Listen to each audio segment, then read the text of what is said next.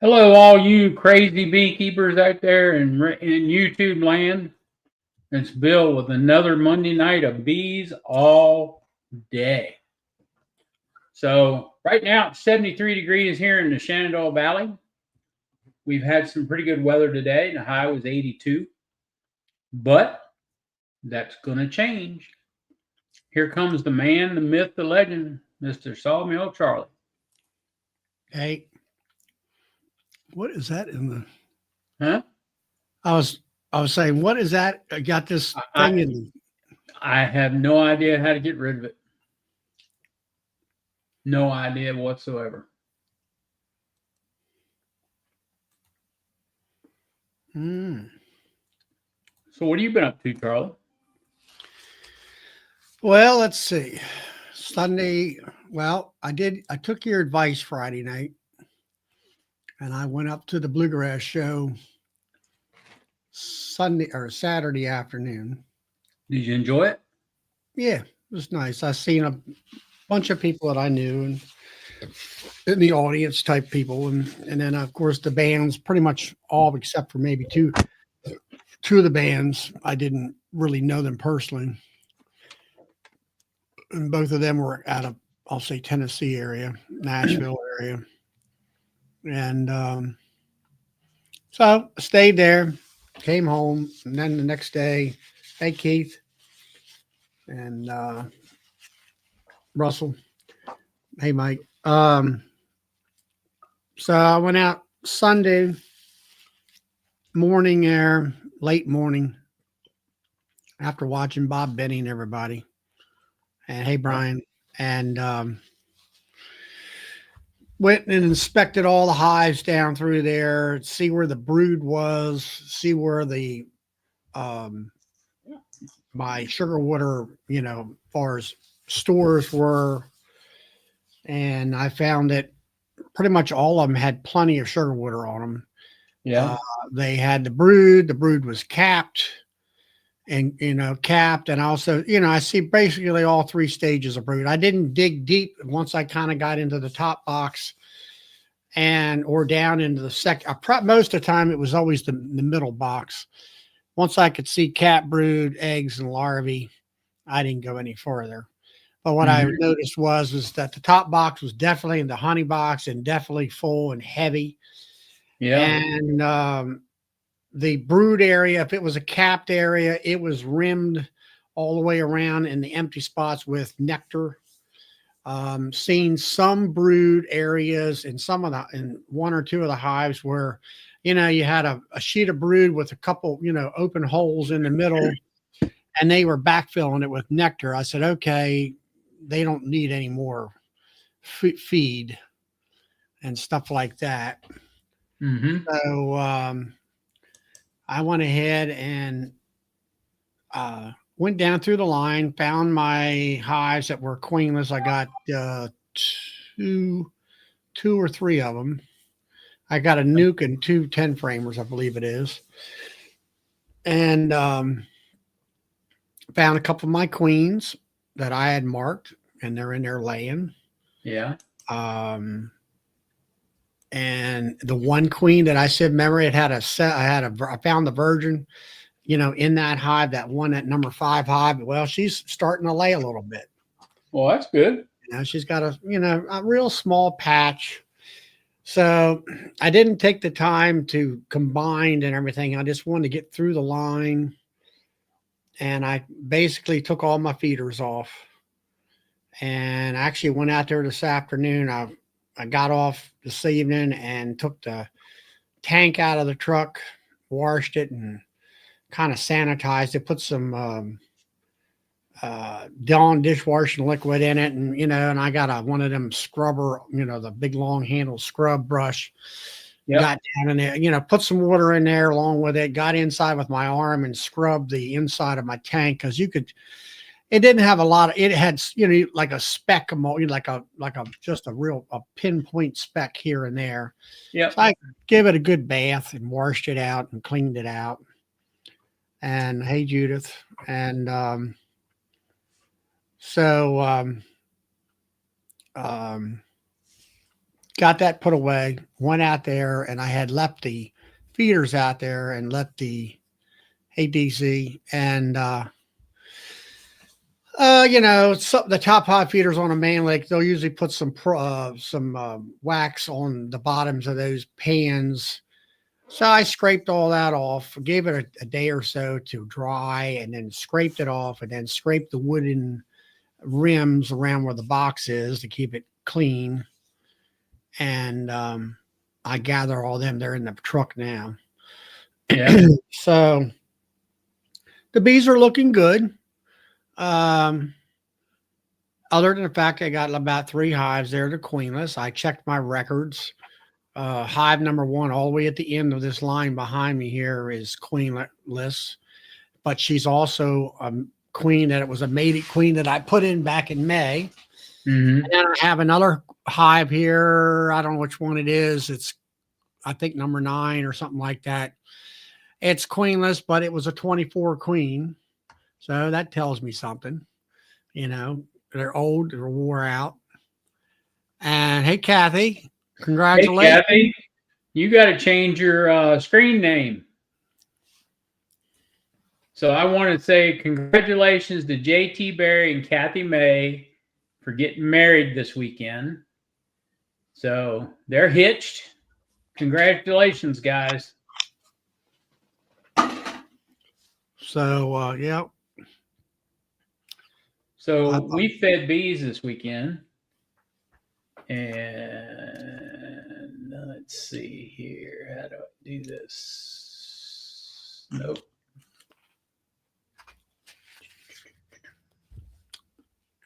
Share my screen. Share screen. That one. Nope. I thought Kathy and Jade would be all on the way to the honeymoon.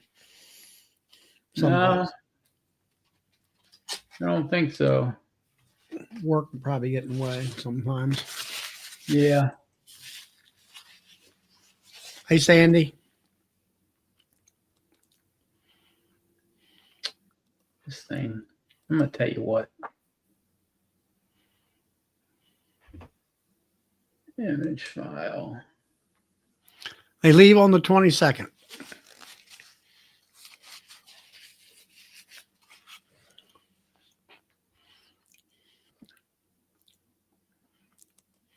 This was one of our hives this weekend.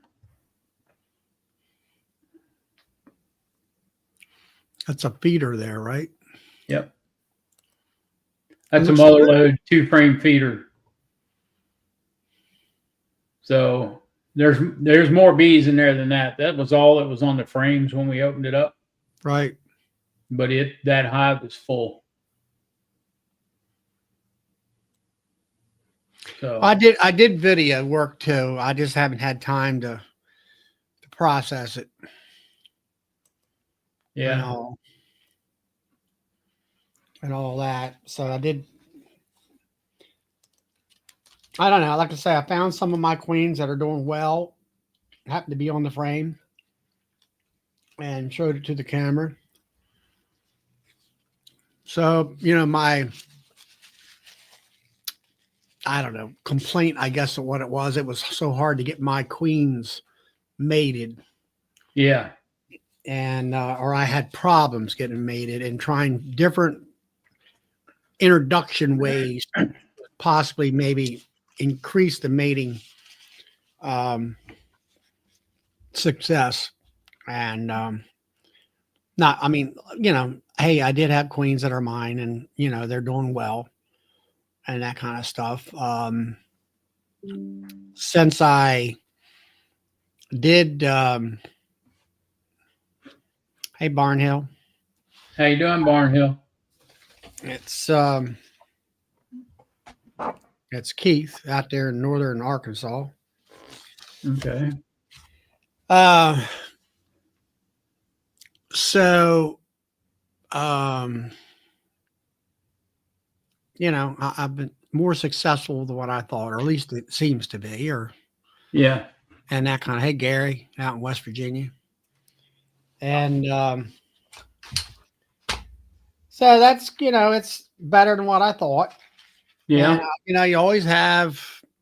I would love to have my 18 production hives all, you know, nice and looking like what you got there across the board without any problems. But I just don't seem to have that quite that luck. And I guess nobody really does Yeah. and all that. So I got some holes to fill with my nukes in the springtime. Yeah. And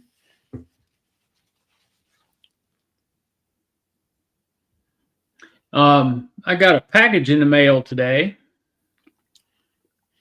from Gary Smith. So it's a bottle of not Japanese knotweed honey. And I'm going to tell you what, it's good. I like it. what, So what location is that? he's in Decorah, Iowa. Yeah. Gary, I appreciate it. It's very good. Hey, Chad. Yeah, I've heard people talk about Japanese knotweed. Yep. It's You good. know, it considered of course, everything everything that's decent for bees is invasive. Yeah. Well, it's in the same family as buckwheat. Okay. It's So a dark honey. yeah, but it's sweet. It tastes sweet. I mean, it's got a little bit. There it is. Take it and blow yourself up. There it you is, go. right there.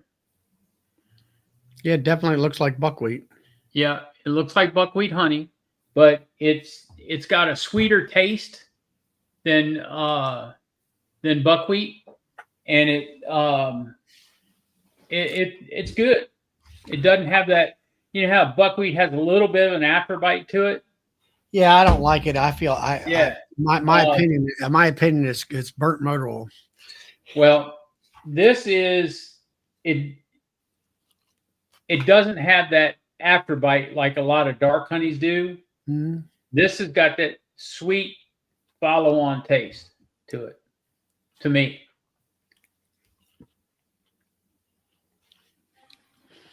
Yeah. So I like it. I mean, there's a lot of people that don't like dark honey, but I like it. I like buckwheat honey too. I think it tastes good. Yeah, DC, I like to bake. I like to bake with it, with buckwheat honey. Put it in Well, I bread, think a lot of your rolls. buckwheat and those dark honeys like that have an aftertaste. That's where a lot of your. I know there's grades of honey. That's Yep. where the bakeries, like let's say Post or whatever has honey nut and whatever cereal. That's where they get their honey from. Stuff Yeah. like.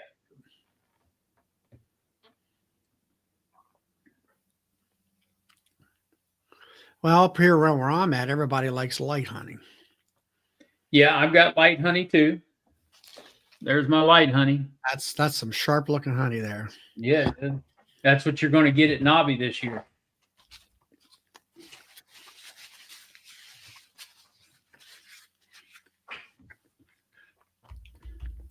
So, well, yeah, I mean, it's good. I'm gonna put some in coffee tomorrow morning and see what it tastes like in coffee.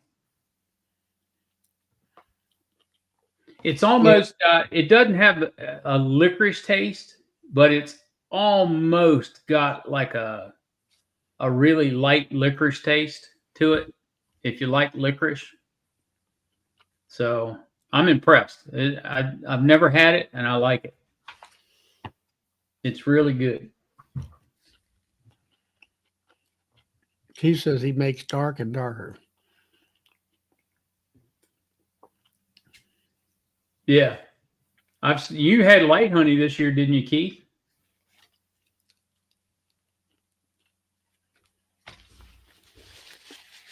I think you did. Yeah.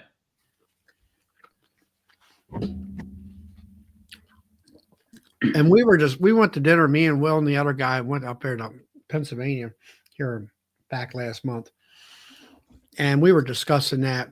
And something that I never thought about is that when you have a darker honey, it seems to have an aftertaste to it. But if you have a light honey, it seems it just kind of fades away most cases. Mm-hmm. It doesn't really have an aftertaste. It just kind of fades off in the sunset type thing. Yep. I never thought about it that way. And let me grab something to drink here. I'll be back.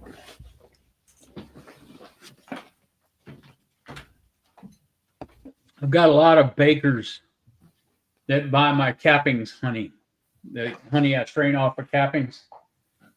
I've got bakers that buy that. They like it for baking.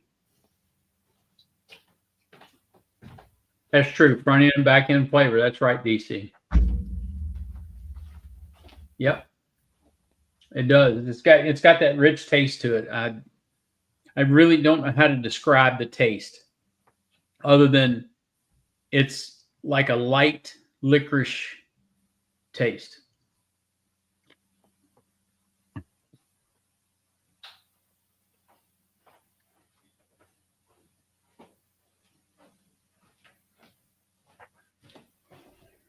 So what are they harvesting, Keith, to make dark honey all the time like that?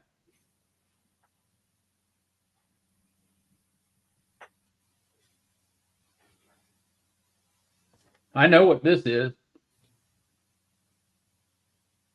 So this is like a locust, a little bit of poplar and red maple. That's what this is.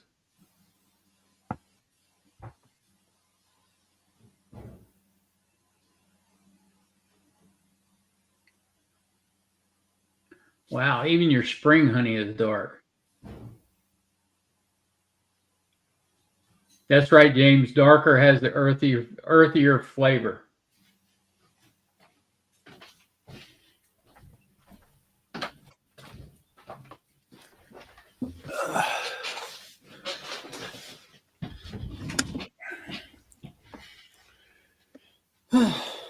So what do you want to get into tonight, Charlie? I'm open to talking about anything tonight. Well, I'll tell you something that I know Bob had the thing about his OA results and all that. Not quite all that. I mean, I'm kind of waiting for the queen side of it. Yeah, I am too. I mean, as far as the testing goes, his homemade with higher percentage of oxalic acid actually did a better job and stuff like that. We can see that in the testing. Yep. I think there's going to be a lot more information when it comes to queen lines. Yep. And stuff like that. But I was quite interested with Benny's video the week before, the Sunday before, where he was down at Georgia, and he did the video on the professor down there. Yeah, talking about microbials yep. in the hive, and I've been, I've used some strong microbials, Super DFM, and you sell it and all that. And I've always had constant questions of people about it. And, what's some of the results after you use a product like that? And nobody could really give me a satisfactory answer, I'll say. And that guy explained how, there's a lot of comparison in the science world between humans and how it affects their gut and health. And also, he's comparing it with the bees and the bee studies. And what came up to me, or finally kind of enlightened me towards more of a positive, a more positive and more inquisitive look into microbials using Super DFM, is the fact that it helps the bees excrete he had a name for it, some kind of a coating, I'll say, in the bee digestive tract, which inhibits a lot of your um, viral type loads that are in the beehives these days. And I know that Super DFM talks about, if you have chalk brood and nosema. I know that Nancy, the beekeeper, she talked about if you had, and I've had this shiny black bee um, syndrome, they call it, or whatever they call it. It's a viral thing, is what it is. Yeah. It's a hairless bee, and if a what's this Norman says? If a person eats like a bee, they would be quickly dead from diabetes.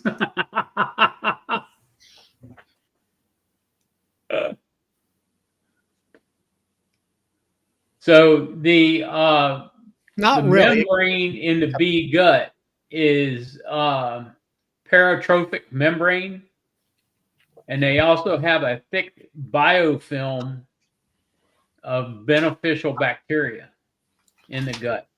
Well, see, it's the same principle as humans, where if we, he was also stating in his lecture that if you treated your bees with antibiotics, which I don't know if anybody does that much anymore. It's hard to get anymore anyway. Yeah. He actually had a thing in there where it showed Maryland in there where it was, we hadn't been treating anything for, I forget how many years. And the graft was low for state of Maryland. Yeah. But, where if we eat a very potent antibiotic for some really serious disease we would have, I've been told, especially if it's like diarrhea, you're throwing up, you're, Yep. doing all this intestinal tract, bad stuff in you. Then they tell you to eat like yogurt and things like that have good bacteria in it Yep. to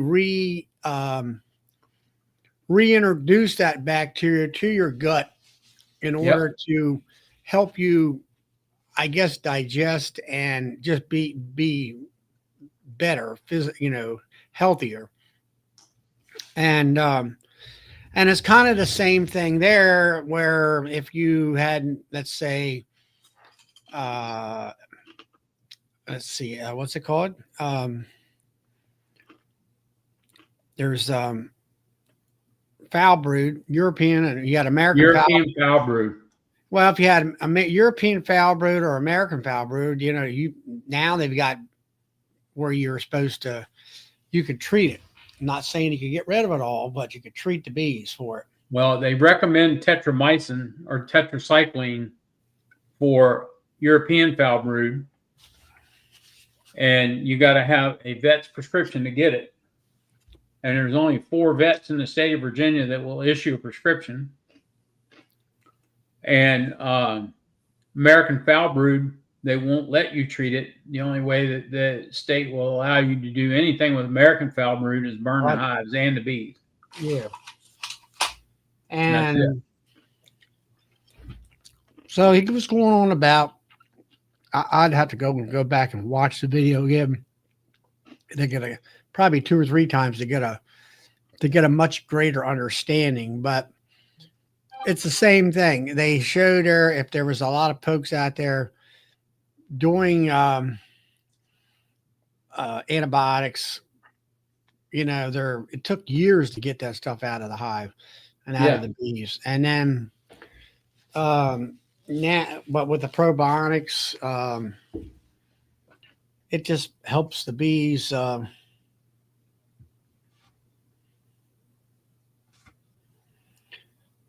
Brett talks about fermented food and their gut biome.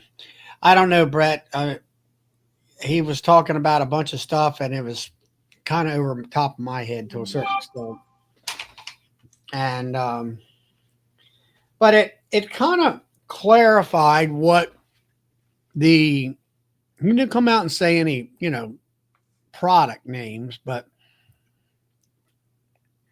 I'm eating a little bit of a cheesesteak sub and some French fries there, Paul. And he, was talking about it, and it just, for me, it gave me a bit more clarification of what the product actually does. And I'm kind of looking at it as, we have there's supposedly have a lot of viral loads in our hives due to the mites. So if you do probiotics, I'm assuming that might help with reducing the viral loads in our hive. It might help with that. I mean, they say that the probiotics helps with a lot of stuff. So, you never know. And no, looks like I like to wear my food all the time.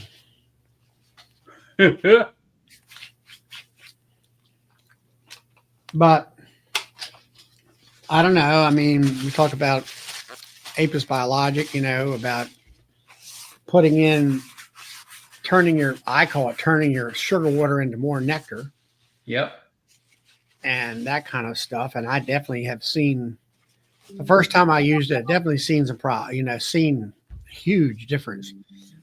The next 2 years, I've had queen issues. And I think if I can get myself on a queen replacement program here in the next year or so, starting next season, then I'll see. I think that my hives will be more, what would you say, consistent across the board as far as population and strength, production, things like that. Yep. Now you were talking about, and I think it's Stromycovals, right? Bee bites and all that kind of stuff. Yeah.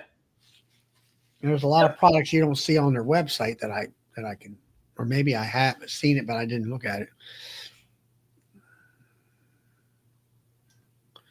Norman's skeptical about these bee gut products. Well, Norman, I'm kind of there with you. I'm there with you to a certain extent. Yeah. I'm just stating that I just finally found somebody that gave me a little bit more of an eye opener of what the potential of what these products can do. Is it snake oil? I don't know. I've heard some people talk about Apis Biologic. Oh, that's snake oil. When I first started talking about it, because they weren't up on the product as I was watching Ian and all them guys. And there's one, like a friend of mine said one time, he said, somebody like Ian, those guys, when you got 2,000 beehives, they ain't going to spend anything unless it's a positive outcome. Yeah. Yep. And that kind of stuff. So, well, if you think about it, Apis and the strong microbials product, it does promote the bee health more so than anything else out there on the market. And it's when you can physically see the results, it makes a difference. Makes a lot of difference. Well, it was just interesting, his talk, and a little more for me. It was more clarification. Yeah. And that kind of stuff. Hey, Bob. So,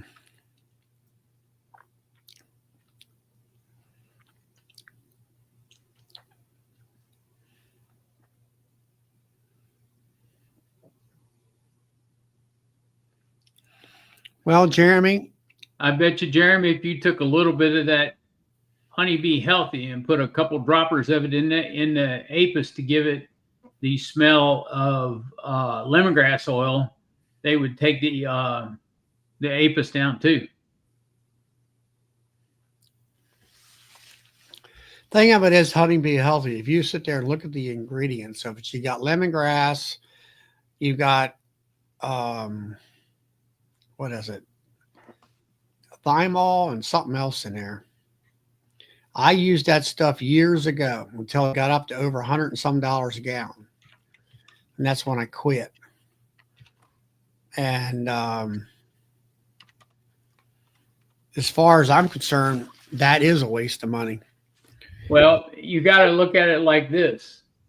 When the original honeybee healthy came out, that was invented by the beekeeper, and he held the patent on it, it was a good product.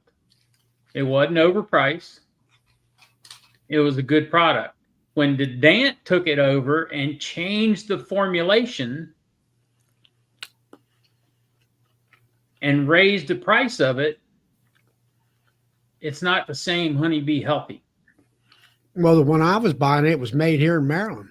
Yeah, that was the original formulation. Up in Hagerstown, or no, Yep. it was Hagerstown, Maryland is where the guy was from. Beekeepers up there. Hagerstown or Cumberland, Maryland. Yep.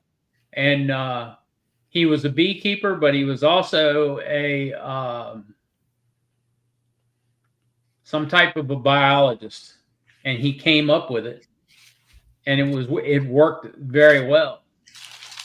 But when the Dant took it over, they changed it. They changed it for the worse because they increased the price. They had to make it cheaper so they could afford to keep it. So, what do you mean they couldn't? So they could keep so their profit margin was still high, but they cut the ingredients down or whatever. They changed the type of ingredients they were using to a cheaper substitute, is what they did. Right. And Norman likes the path of looking at complete amino acids in his pollen patties. Yeah, Randy Oliver's path. It's got some merit. Well, I mean, for here, it depends on your location. Yeah, here in Maryland, we're nectar poor, but we are pollen rich. Yep. And I used to feed Man Lake's pollen powder in a bucket all the time, and all I had was frame pond. I was pollen bound, and stopped doing that. And I went and did some pollen patties for a while, and then I went, of course, the Apis Biologic came out, and the patties from up in Canada, and I've been doing that here last year or two, and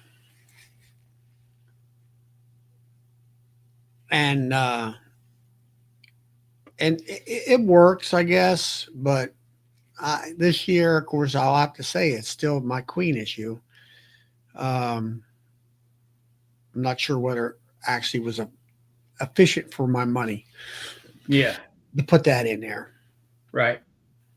I still have stuff left, so I will use it this spring. But to go out and buy more of it, I'm not sure if I'll do that or not. I'm pretty much sure I probably won't. So, but that was some of the things that was interesting to me as far as clarification, as far as probiotics type thing. And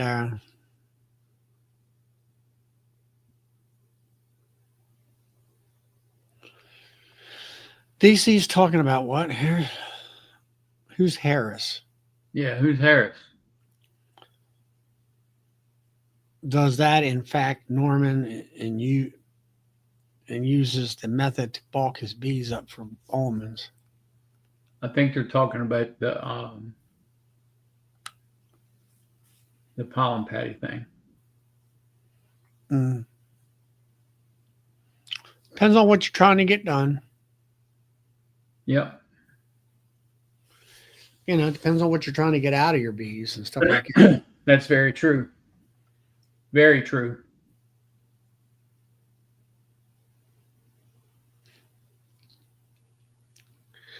Yeah, it's still sitting back there.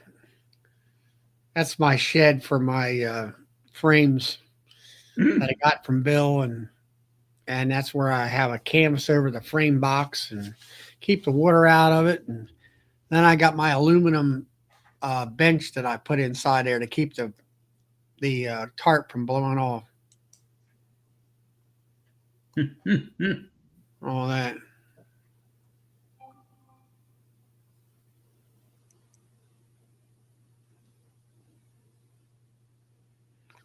Yeah, Brian's no microbiologist.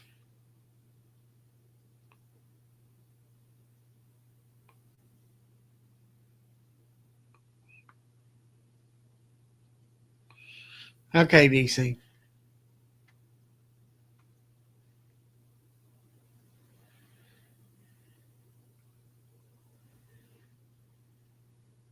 I don't know who he's talking about. Somebody, his mentor. Ah, He's probably going to pollination or going to almonds and stuff like that. yeah. Yep. But you know, like I say, that was just an interesting thing that I saw. It was something, you know, things like that are what beekeepers need to be looking at, and you know, and kind of put that in your toolbox of knowledge Yep. and stuff like that. I mean, I had one person here. Well, actually, he was on that chat last Friday, and he had a video of his hive, and it was being robbed out big time. And he had closed it up and all that stuff. That was the one we were. He didn't know nothing about Super DFM, Oh yeah.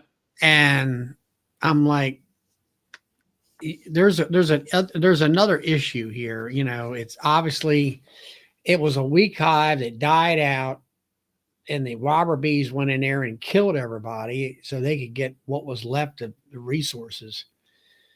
And it, you know, it's like, hey, it's all over with now. Yeah, exactly.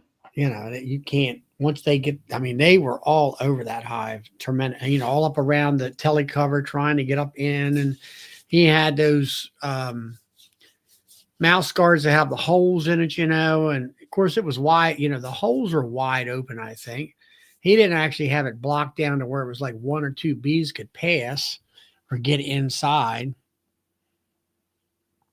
and that kind of stuff. And it's like, you know, start all over again. Yeah, Doug, that's what I say. Does these products produce more honey? That's my question too. You know, Well, if you think about it, if you have a stronger, healthier bee, you're going to produce more honey. yeah. And Bob's been, you know, Benny's been using it here for the last 6 months, I guess. What? Super DFM. He's been using it for almost a year. Mm-hmm. He was using it last year. And he was on another chat one night, and I asked him about it. He said, "Well, the jury's still out on that, and all that." But as far as like DC talks about more bees, you know, more bees, I said, "Well, that's where I come in with my rolling demery. That's the purpose of that, is to bring that cat brood out of the bottom, let her keep laying and laying and laying, and that cat brood hatches out, and in turn, my workforce gets bigger and bigger and bigger." Yeah. And and and that was the thing that George Demery talked about in his article that I found. That's from back in 1892. That was published in the ABJ, I think it was, and he talked about not making a horizontal split, i.e., making a second hive. He wanted to make a vertical split, meaning splitting the hive within the hive and gaining more bee power in order to make more honey. Now his honey back then was combed honey. Yeah. And you had to have a great nectar source and a great bee force. Now, I think that they had a much better nectar, uh, flow than they do today. And I'm not sure Yeah. whether he lived up in New York State or not. Hmm. What was And, his name? huh? What was his name? George Desmarais? Yeah, Desmarais, Desmarais.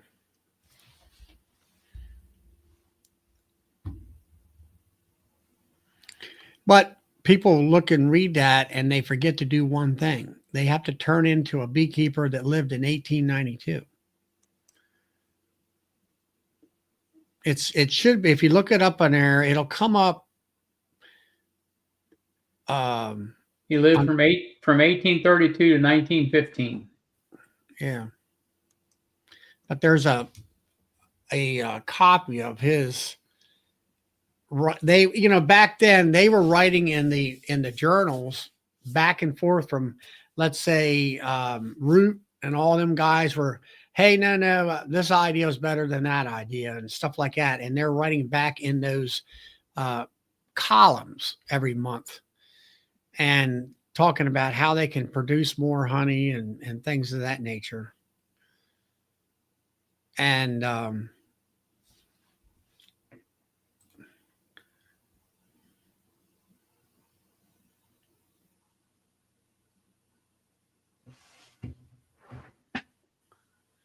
what's Paul saying here? Here's your Halloween bee joke. What do you call a bee dressed up like a ghost?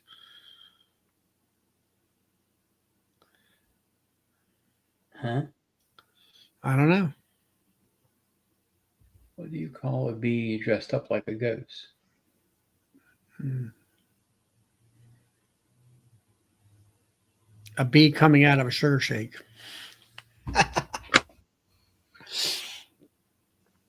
Yeah. Okay. But it's, I don't know. That's my guess. Booby, maybe. Hey, that's pretty good, Dodd. Hey, Brad. Hey, Brad. How's everything down in the deep south?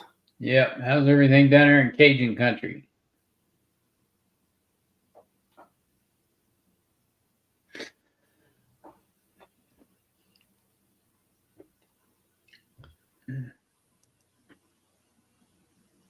So we started cleaning up hay fields yesterday.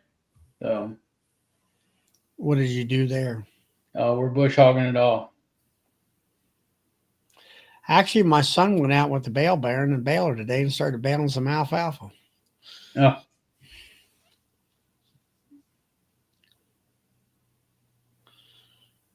lots of pollen coming in.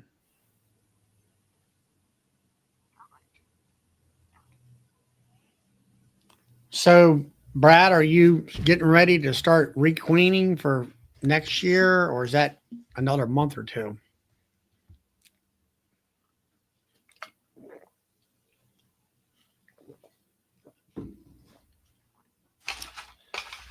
Um,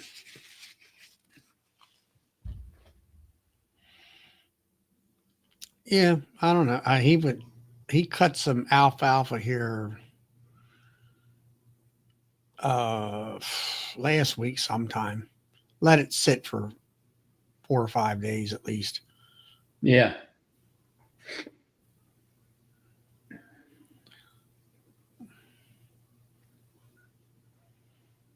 And it was sort of almost dry yesterday. He said it was dry today, so they're baling it today. Hmm.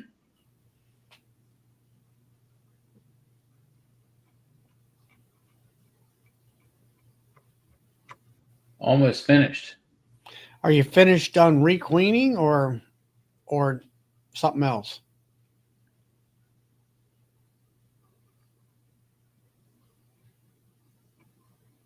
Why don't you come on inside and give us an update? Yeah.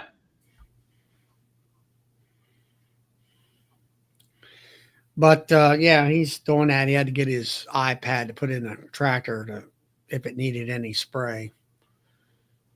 But it's another friend of his. Hey, getting paid to do it. There you go. So, all that stuff. And then he's going to start planting some, I don't know what they're planting. They're going to no till something. Mm-hmm.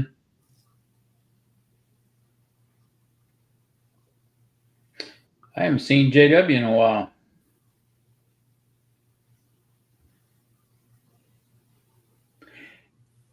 No, Roy, I'm not going to be a vendor in Wisconsin. Um, I'm going to Eastern Missouri in February to attend a conference.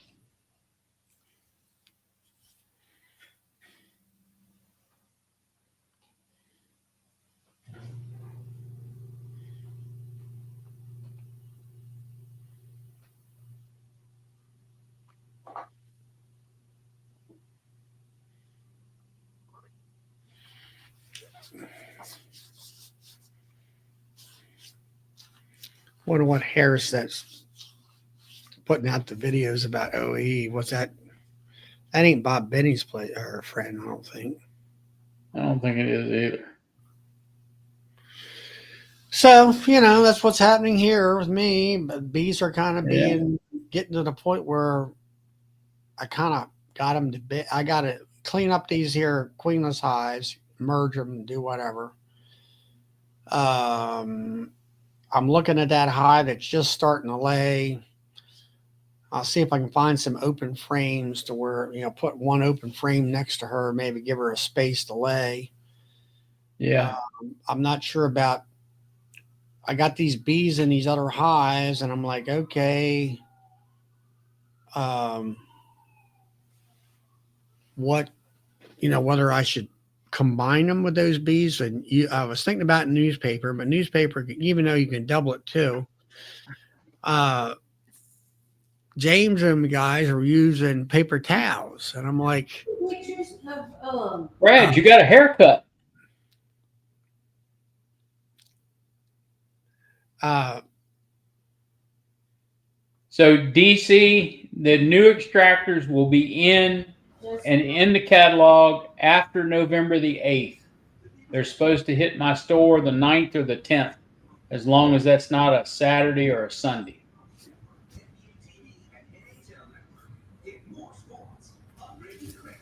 What's going on? How's it going, Brad? Good. You staying busy? Oh yeah. so are you finishing up requeening or just haven't got started yet? No, I'm finished. I Oh, had really? to do I had to do it a little early this year. Our drones ran out. Oh, Really? really? Yeah, I don't hardly have any drones left in the hives. Now, are you doing all the grafting yourself, or are you buying queens? The ones that I did for my hives, I grafted, but I did buy um, 15 Hawaiian queens, Yeah. and I got them over some double screen boards, over some double brood box hives. Mm-hmm.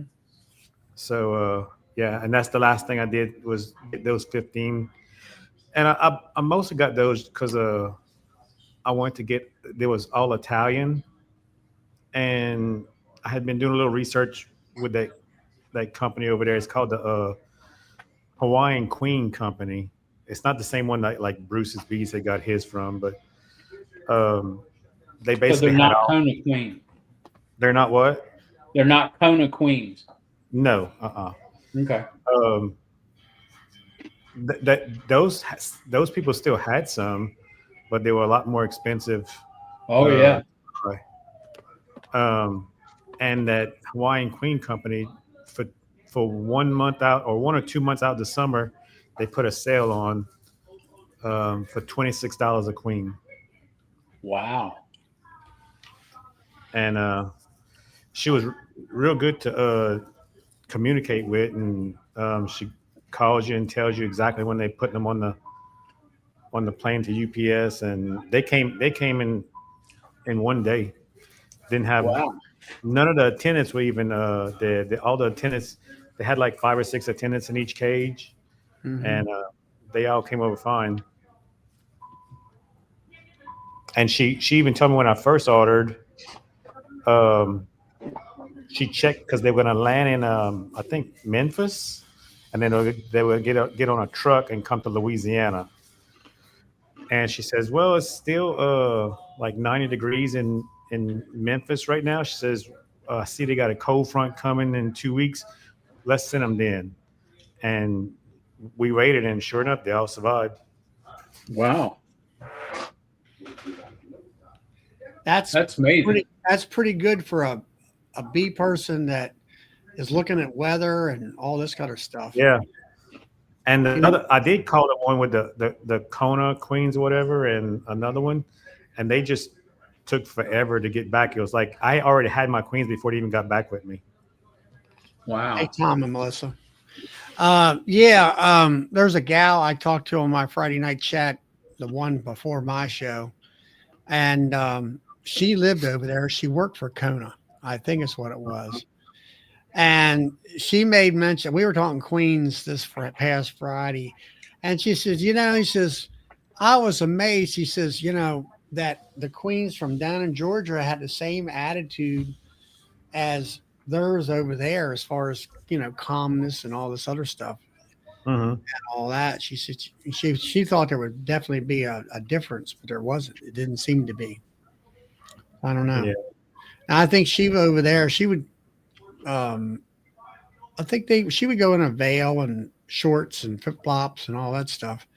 I don't know. I said, well, you wouldn't want to do that in my yard. They get No, all, mine either.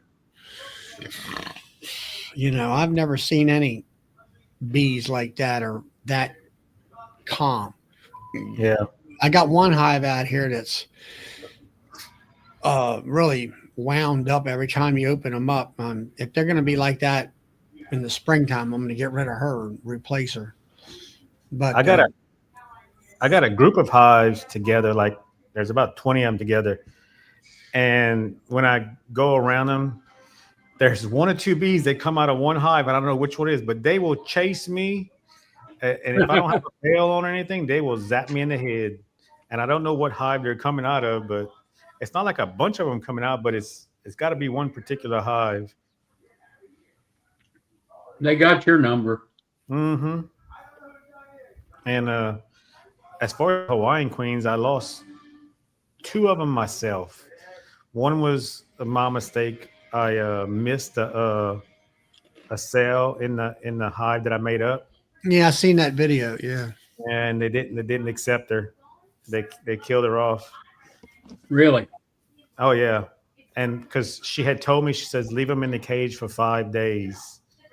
Um, don't even pull the candy plug out because the candy plug only lasts like 2 days. And she said if you want some good acceptance, leave them in there for 5 days since they have attendance. And I did, and all the others that I had made sure all the cells were off they all got accepted, Huh. and they're all laying except for that one. And when I seen she was dead in the cage, the attendants had gotten out, but they must have balled her in the cage. And because I had just checked on her like the day before, just to make sure they were still alive before I released them. And well, I didn't release them. I actually just pulled the plug out and let them finish off the candy. So some of them stayed in there 6 days, but yeah, they had stung her up. And then when I seen that, I took it out and I started going through the hive, and I found a queen cell. Uh, Yeah, they'll accept that queen cell before they accept that new queen. Mhm. oh, I yeah. thought they would, when they get a queen, they would tear down the cell, but not always. That's one thing the old fat bee man used to talk about. He said they like their own kin. Yep. Mhm. Yep.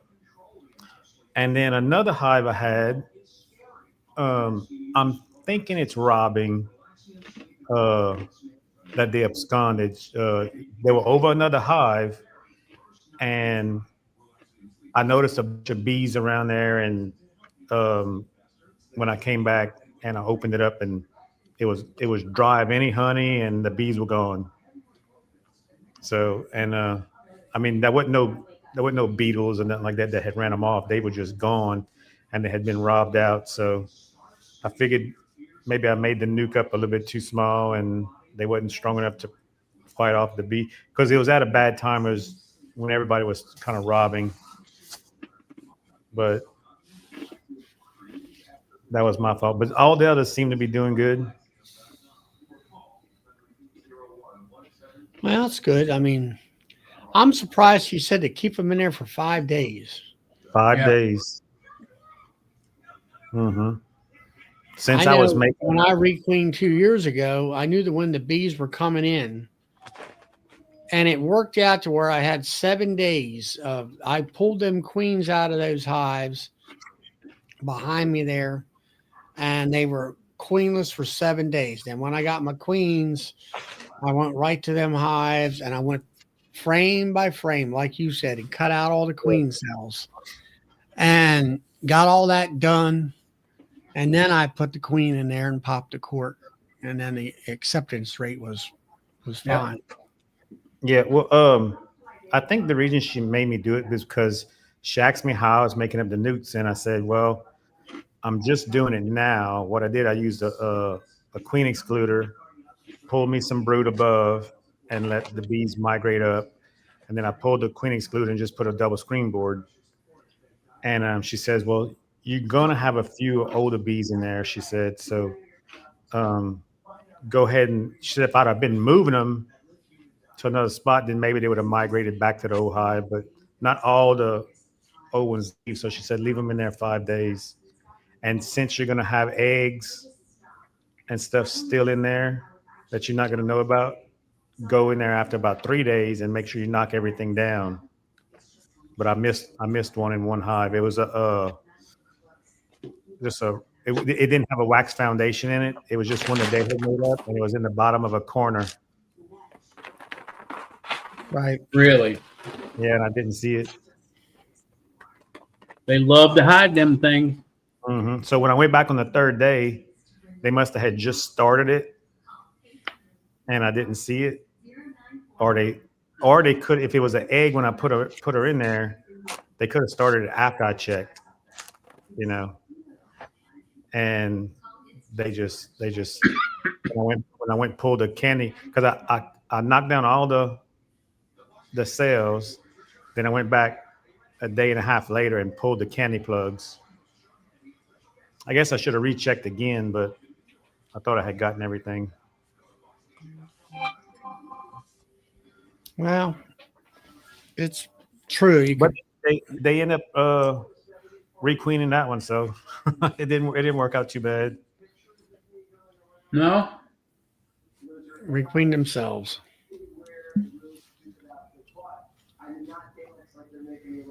I often wonder maybe that's a better way to do it. Just pull the queen out and let them requeen themselves and go on that way. Usually we have tons of drones still right now, and well, especially in September, we have tons of drones. But I was noticing that they wouldn't. The hives didn't hardly have anything. Maybe they know their winter is coming on quicker quicker Yeah. this year than ever. You'll probably get a foot of snow down there. She Oh, yeah, the way things are going, Brad, anything's possible. yeah. Mm. But I kind of like them double screen boards. Yeah. Which they're nice. I got screwed over on that too. I ordered 10 of them because I had 5, and I ordered them for 8 frame. Well, guess what? They sent them in. They They're were 10. 10 frame. Big dummy me. I never even noticed because I painted them. Okay, and the queens are on their way, and I'm going over there removing the double screen boards. I mean the queen excluders. And I put this double screen board on there. I'm like, what the heck? It's a little too wide. So I had to hurry up and go cut shims to fit between the boat hives so that no robbing would come in, and get that all fixed up because I didn't realize they sent me 10s instead of 8s. Wow. But it still worked out. It actually does pretty good for the bottom hive because now there's an air vent for the bottom hive, but I'm gonna have to go ahead and fill that in with like maybe a 1x4 or something like that on both sides to block the air for the wintertime. Although, Where'd you get them from? oh, honey run apiaries. They were pretty cheap. They were like $15 a piece. He had a special going on. Hey, Rick. Yeah, I think it's called Honey Hey, Run Rick. apiaries. Let's see. Doug says it's a -5 Celsius. So that was 23 degrees Fahrenheit. That was last night. Yeah. They're already getting into winter already. Yeah, my brother lives in Morrisville, Vermont. They've already had a killing frost. We got a high of 90 tomorrow. What'd you say around January? What's it? 70 degrees? Yeah, I mean, I've gone like because I do a lot of deer hunting, and our rut is around January, like Christmas to January 10th or so, and I've done deer hunting in short sleeves. Must be nice. No, I hate it because the mosquitoes. We got so much swamp. The mosquitoes get you. I'm gonna tell you what. You go deer hunting around here, you better have your long handles on, because it gets cold. Sitting I in like I stand. like I like deer hunting in the cold. Yeah. Well, it's supposed to be, I think, around 80 tomorrow. It was 80 today, and then it's supposed to rain all day Wednesday, and then after that, it's supposed to be in the 60s. Yeah. In the highs, as far as Yeah, we got Right. that front. We got that front that passed through last night. That I think that's heading your way. It rained a bunch down here, which we needed it. We hadn't had rain in about 4 weeks. you could see all the alligators, right? In fact, I went squirrel hunting over the weekend, and I was riding my four wheeler, and they had a slough on the side of the road, and there was a big old gator about 11 foot long, just sitting there in the dry mud because the slough that he was in was kind of drying up, and he was, I guess, cooling himself in that wet mud there that was left. So, do you hunt alligators down there? You got to get permits. Every year they give out so many tickets to certain hunters. You apply for like a lottery, and usually it's around September, I think. They do the alligator hunting, and whoever gets which you have a pretty good chance of getting. You just gotta apply for them, and they give you so many tags for so many gators. I And guess then what do they eat them or what? yeah, you eat the tail meat, but they have people that'll buy them, and they give you so much per foot for the hide and stuff. Is Because that like the TV show down there? swamp people. Yeah. Yeah, exactly like they would take their alligators to somebody and sell. Yeah. Same thing. We got matter of fact, the lady that used to buy them, they called her Big Mama Gator. She was a little bit of a heavy set woman, and her nickname was Big Mama Gator, and she would buy the gators. And I don't know. I guess she'd send them to a processing plant or something. She would resell them or whatever. Wow. But yeah, when you sell them like that, you don't keep the meat. You just sell the whole alligator.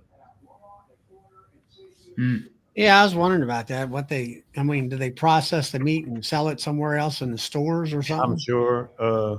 You have a lot of restaurants that sell alligator. I've never seen it too much in the grocery stores. Now maybe at fish markets and stuff they might sell it. Mm. But like if we go to seafood restaurants and stuff, they'll have fried alligator and stuff like that. But I think most of that gator comes from off alligator farms. Mm. That's a big thing down here in some areas. They go collect the eggs with the wildlife and fisheries. They allow them so many to collect, and then they hatch them, and then they just raise them. They raise them like chickens. Huh. They got different pens of different sizes that they feed, and when they get a certain age, they process them for food and for the hide. Yeah, I guess so. Yeah, alligator skin boots and things like that. Hmm. Hmm. Yeah, different things for different areas of the country. Yep. Different types of livestock all over the U.S. Hmm. They had some I people don't around know. here years ago. They tried raising emus. It just didn't work out in Louisiana. Now they got pet emus all over the place because nobody wanted to eat them. Oh my God. We like to eat stuff that comes from the swamp, not the desert. I don't know where an emu comes from. I think it's same on kind of like an ostrich, somewhere Yeah. sandy Well, soil and stuff like that. yeah, it's like the what's it that uh insurance guy's got an emu. Looks like an Yeah, ostrich. yeah. Yeah. All that stuff. And yeah, I don't know. It don't sound too great to me. As far as Heck of a drumstick, though. Oh yeah. yeah, around here, DC, we had some llama. I think, well, they're alpacas. I think is what it was. And Yeah.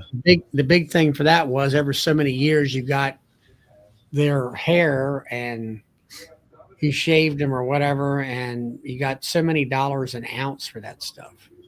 Yeah, I heard that was a good business for a while. I don't know about it, what it is now. I think it's kind of dried up now What's that?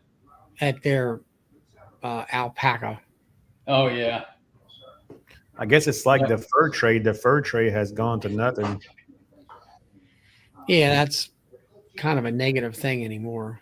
Hmm. Yeah. Alpacas are like goats. They're always looking for a place to die. Like with we used to have a bunch of trappers down here, and we used to have a lot of turkeys. Well, now that people don't trap no more, we don't hardly have no turkeys because the raccoons and the coyotes eat everything. And they actually started a program this year.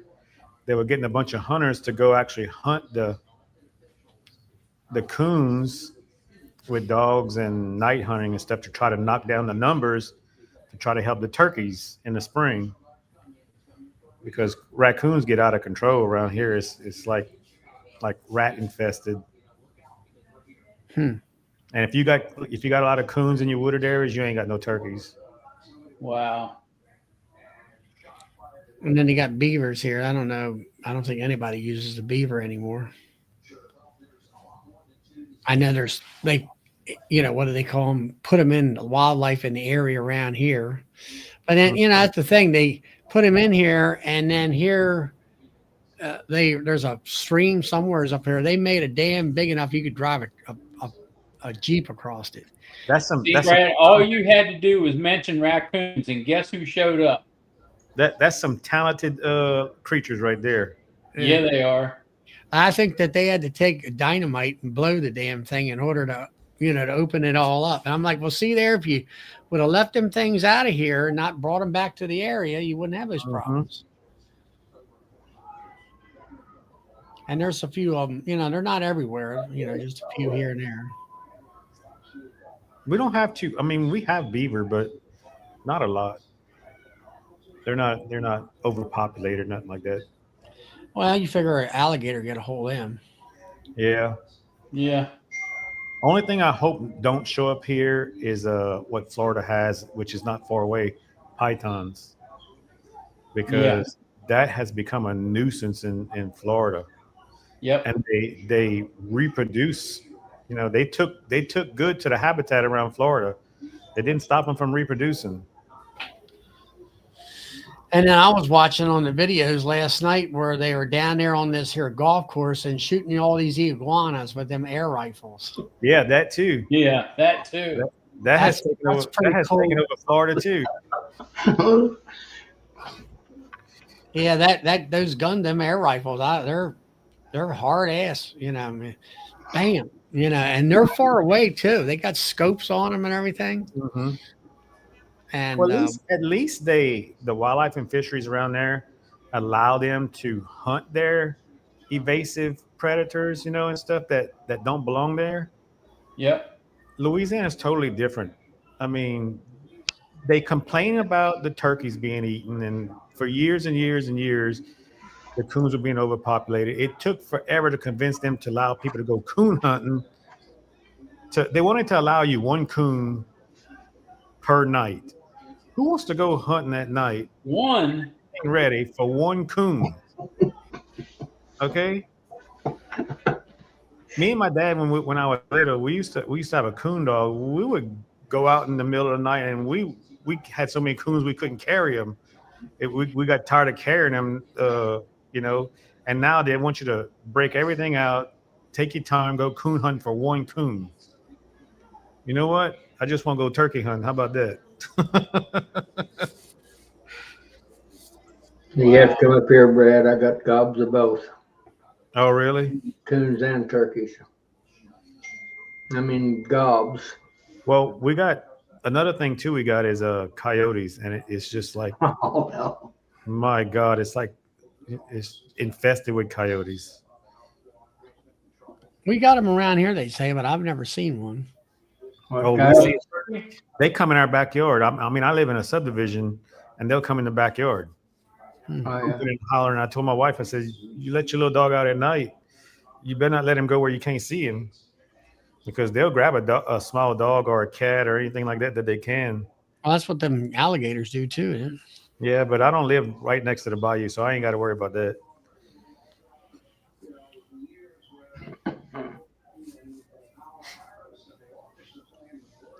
Yep, there's JW, the master trapper. Yep. Yeah. I Got haven't your been coon traps out, JW? Sir, You got your coon traps out, JW? I do have, but I've got them shut off. I'm I going to can't- start again. They're getting thicker, starting to get into my feet again. So I'm going to have to start cleaning them out again.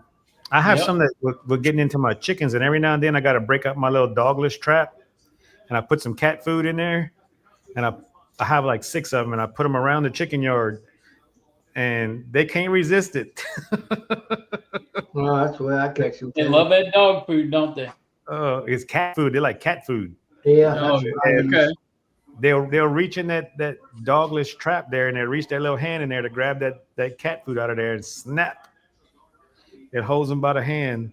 They look so innocent whenever you walk up to them, and they got their paw caught in that. Like, I wasn't trying to do this. No, So DC wants to know how many coons you got this year. Since July of 24 now, not July this year, July of 24, I've got 115. dang. He needs to come up there where you are, Brad, and start trapping up there. They won't let him. They too stupid. They think they got to protect everything. Anyhow, it gets overpopulated. They want to protect it. What they don't know won't hurt them, Brad. Yeah, I guess so. Well, they don't stop me. Until you get caught. They don't stop me from. We can trap them in our yards and stuff, and to protect your area. Yeah. I've caught all those coons I'm telling you about out of one building. A building. One building. We had when I was doing chiller work and stuff. We had a huge Baptist church. It was multiple buildings, and they had a coon that had got up into the attic, and the old boy caught him with marshmallows and a live trap. They love them marshmallows. Wow. Yeah, so there's a lot of other things.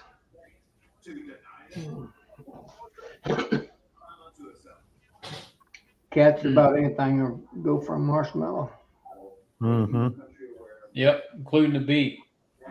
Yeah.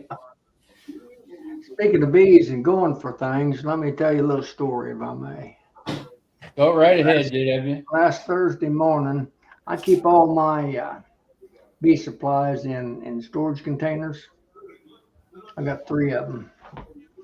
And I had 15 or 16 candy boards. I make my own candy boards during the winter months. And I had 15 or 16 left over from last winter, and I kept them. And I've done it for years. Kept them in the storage shed. Mm-hmm.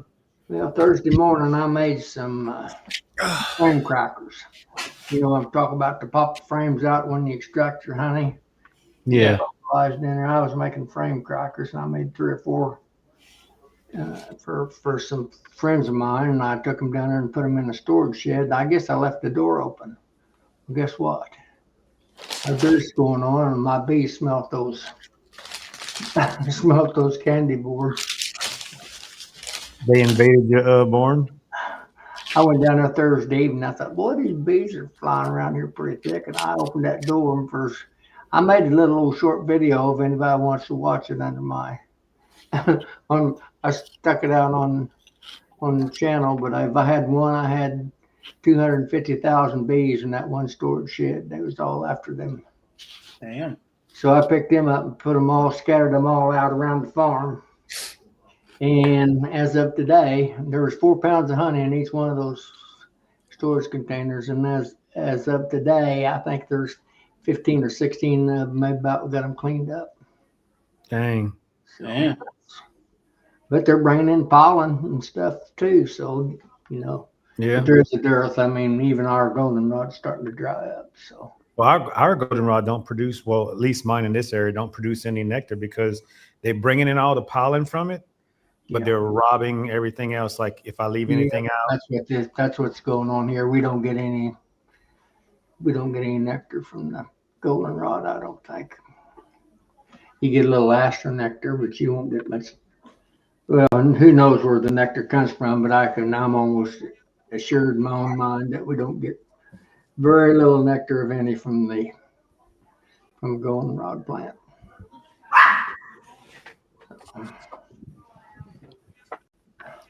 I'm just gonna pop in here a minute. I just got in a few minutes ago. See what was going on in the bee world. Like I turned on the bee world and got the alligator channel. So I didn't know what was going on. I thought maybe you guys had changed hobbies. No. Well, we get Brad in here. We're either going to get bees, raccoons, or alligators. And we get you in here. We're either going to get bees or raccoons. So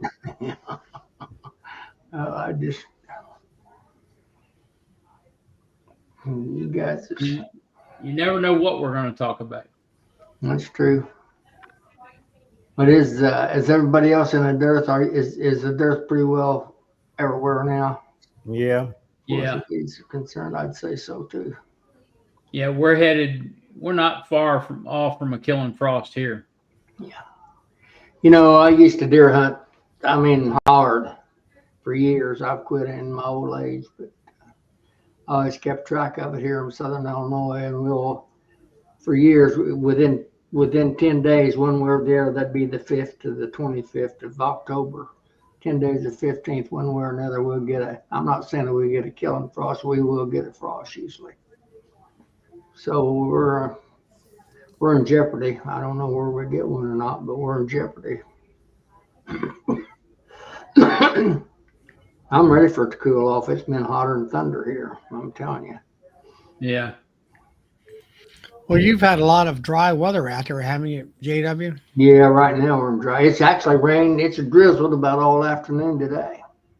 Not enough to hardly wet the ground, but it's just drizzled off and on about all afternoon. We've got that front coming through. It's supposed to rain through tomorrow here off and on. So we'll see. But we're dry. We need moisture. But it's been a godsend for I call them sod busters, the dirt farmers, the row crop farmers, because they're getting this corn and soybeans out, but thousands of acres of it been, harvested here in the last. Yeah, they can get it all harvested up and they just let it sit there. Well, when they can run 4 or 5, these big farmers around here, each one of them's got 2 or 3 big combines with 40-foot headers on them. They can harvest. If they can get from field to field, they can harvest 300 or 400 acres a day anymore. You know, it's not uncommon. Yeah. Don't take them long to clean out a patch, a big patch. Yep. But the government's got the all the government employees, the ESC offices all closed up. So I was telling the wife a while ago, I've got some property in CRP and trees and some of the grass program. And guess what? I get my CRP payments in October. Guess what? It ain't happening. government's got the offices closed till they go back, which is fine. I guess I'll survive without it. So, Yep. Yeah, we're just about ready to start harvesting crop here. Just about. I'd say our soybeans they're probably 80% out on our corn, maybe 15 or 20. You know, most of them got soybeans out. Soybeans are still a little bit doughy. Yeah. And corn, it's almost ready. It needs about another week on the stalk, and then it'll be dry enough to harvest. Mm-hmm. We some of our beans I don't row crop farm or anything. I've got a little dab left over. Some of my old pastures I turned into row crop ground, but I've got a young neighbor boy that farms it on the shares. Mm-hmm. And he said a lot of the soybeans has tested as low as 9% moisture. I said, when you cut mine, which they cut them here 2 or 3 days ago, I said, run it by and I'll run the water hose in them. We'll get the test weight up. I said, well, the second thought was they got these automatic probes now. These, the big elevator. And should be my luck, right where I run the water, that's where they stick the probe. Maybe if they dock me for moisture. Yeah, exactly. Anyway, we're talking farming here now I got you talking farming on the beach channel, still alligators. So you and I, Bill, probably Charlie some too. We're probably the only ones that knows what we're talking about on this. Yeah, well, I don't know. There's a couple of old farmers in here that know. Yeah, they've been shelling corn up here the last couple of weeks. Of course, now that's the big boys, and they have their silo dryers, Yeah, they got the corn dryers going and burning all that propane and natural gas. And then one farmer up here last week, one farmer has the one that's like a silo straight up as a dryer. And then the other one over there, he's got the other normal one. It's kind of a long, gated thing. They call it fires. Luckily, somebody was going along, I guess, early in the morning, and seen the fire and called the fire engines, and they got it out before it, that was luck. Spread or anything. Yeah, that was luck. Corn usually burns pretty dang good. Charlie would have been happy if that had started popping. Yeah, it would have. It's a dry air. They put combines on fire, during the foliage, on both the soybeans and the corns, just stone dry. So there's a lot of them cut their machinery on fire. Yep. A lot of fields been caught on fire here lately too. Yeah, I've seen some pictures of combines and stuff like that caught on fire. Mm-hmm. Yep. Being so dry. Has everybody got their bees laid by for winter, ready, as the old farmer says, got them laid by, ready, broke down, ready for everything treated? Everything's treated, everything's ready to go. Ready for the long. I hope I am. We'll see what happens. I've got mine treated with OA, but I'm fixing to put my Apagard on there as soon as they get out of the 90s again. Yeah, I just finished my Apagard, so I'm gonna try. And my buddy Matt's Ram's bottom over on the dirty side over in Missouri. he made up a bunch of extended release pads, oxalic acid. And did I understand that? If y'all, Charlie, you probably watched it, and Bill, maybe everybody has. Excuse me. From what Bob Benny put out there Sunday. Yeah. Yeah. Now, did I understand him correctly? What they made, the homemade ones, was the ones that tested out doing the better job than some of this so-called Yep. high dollar Yep. per. Yeah. The ones that he made actually had more oxalic acid in it Yeah. per strip or whatever they use. And it actually did those highs had a better mite kill set of numbers compared to the other ones. I didn't get to watch it. They actually had mite like reduced or just maintained. They run a big test. Zero. Several different ones, Brad. It was like zero mite loads in some of them. And then the two differences was between the Canadian strips versus the new stuff they've come out with, Roxanne. Yeah. The Roxanne. Both of them, they had them over top the frames and they had them looped over the frames. When they looped them over, both of them actually did a better job than laying them on top of the frames. Well, I don't know what does it say What on was- those on the Roxanne, or do you have any of that stuff, Bill? What the actual percentage of those strips are? No, I have no clue what the Roxanne strips are, the dosages in them, or anything else. It's not even printed on the package. It's about 15%, which sounds It 15 to 20. I think that ought to be stout enough. I think it was something like 12%. There was only between the Canadian strips were like a couple percent more of treatment in the strips. And his homemade jobs were quite the amount more. These I've got, it looks like to me they're about in between 15-20%. That's what I'm going to stick them on some of them this week. Try them out. I've never used any of them before. Well, his homemade ones were they strips that he put in between or laid on top? You can do either with. That's your choice is yours. He had them laid I'll them lay on. mine on top. laid 'em on regardless top. of what they tell me. I'm not. Now Brian says here they did say when they first started out in April they had 0% mite load, and then most of these were like ones and zeros, and he did. They had that list made out, but you had to scan through it so quickly, or I did. But most of them was real low mite loads. There was a few that had some 8s and 9s. Odell says the Roxanne is 7 grams of Yep, OS, 7 grams per strip. Okay. and I think the Russians were like 8 or 10. Well, not the Russians, but the Canadians. These I've got should test out about 15 or better. So we'll see what happens. Russian ones I think the I'm not- homemade ones are about 25 or something like that. Yeah. I don't want those. I don't want those dead spots on my comb. I'm not gonna drap them over. Yeah. I'm gonna lay them on top, regardless Well, whether they're doing any good or not. The homemade ones, I mean, the way I've always been taught to make them was like 50% OA with 50% glycol. Yeah. Or the- Bob's were 13.5, Roxanne 7%, Canadian 9%, and Bob's are 12.5. Yeah.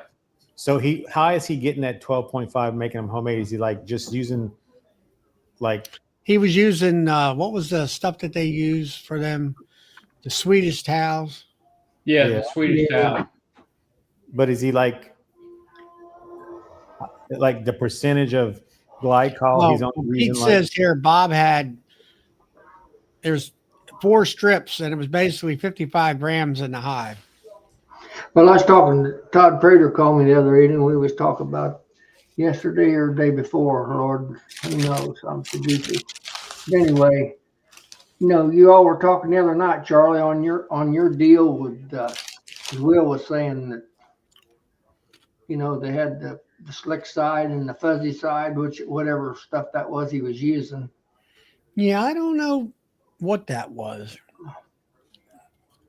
That's what these are that I've got Yeah, from. Brian from says here,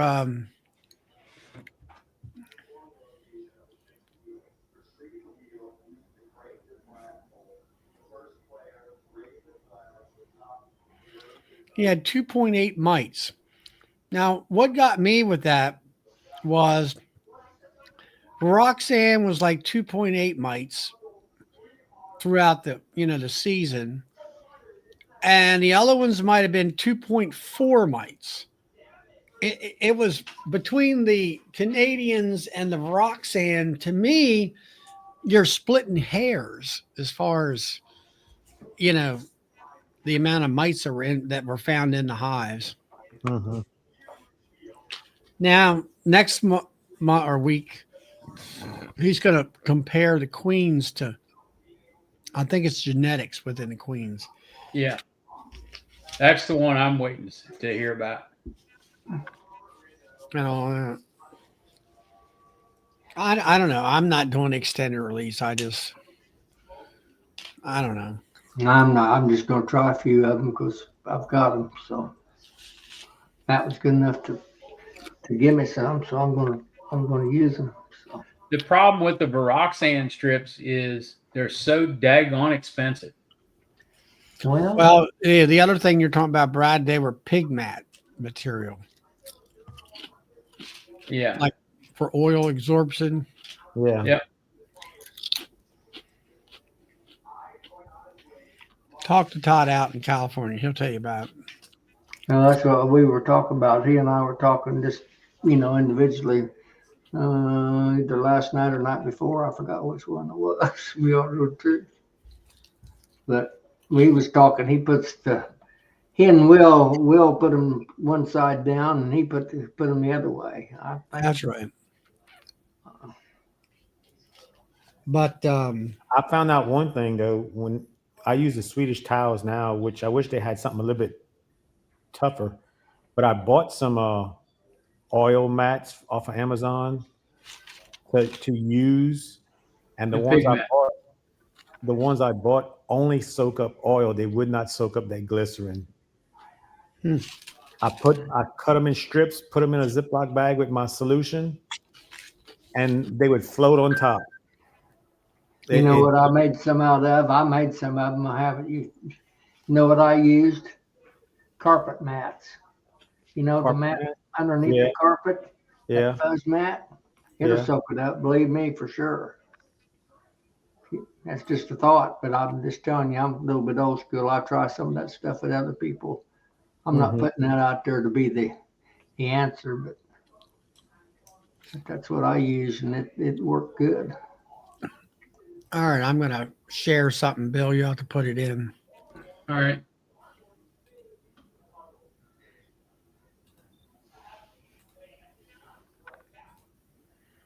All right, there it is. There's from Sunday. Yeah, that's what. Yeah. Well, Yep. see, this is what I'm saying. Viroxan 2.8, 2.4 in the looping over the comb. Canadian 2.4 on top of the bars, 1.5 over the looping over the Yeah. the frames. I mean, Viroxan and Canadian strips are, to me, are neck and neck. Experimental strips 0.9. You might say maybe 1%. Yeah.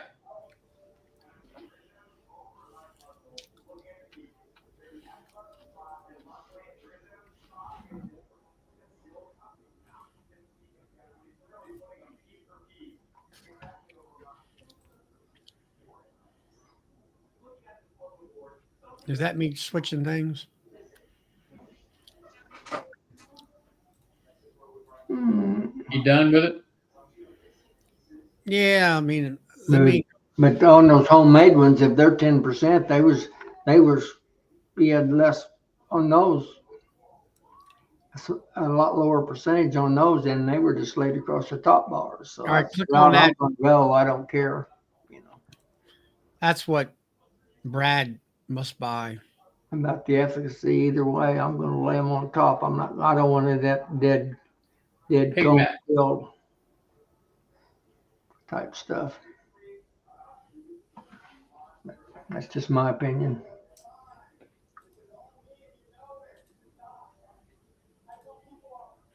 All right, click the thing back. You got to share it again. You want me to click it back? No, I mean, just go ahead back to the video, or there we are. There we go. But so anyway, it wasn't to me a whole lot of difference there. Yeah, blue side down. That's Todd coming in there. Okay, buddy, I'm backing you. I'm gonna go with your argument too, or not an argument, your thoughts, your advice. But I mean, as I'm far at as my- the numbers go, all whether it be homemade or the other two, they're all to me quite close. Yeah, they are. They're all close. Only thing that's far away from each other is price. Yeah. The Whereas Canadian, you can probably make the Swedish towels at home a whole lot cheaper than you can go out here and buy Varoxan, because I know what a 60 pack of Varoxan sells for. That's over $90. And then you got to have, what is it, 4 strips and a hive or something 4 strips per brood box. per brood box. 2 strips per every 5 frames is what the directions say. Now, Brad, you're saying you're going to do April guard down there when it gets cooler. Have you noticed them really shutting those queens down for an extended period of time? yeah, well, in the spring it did a little bit.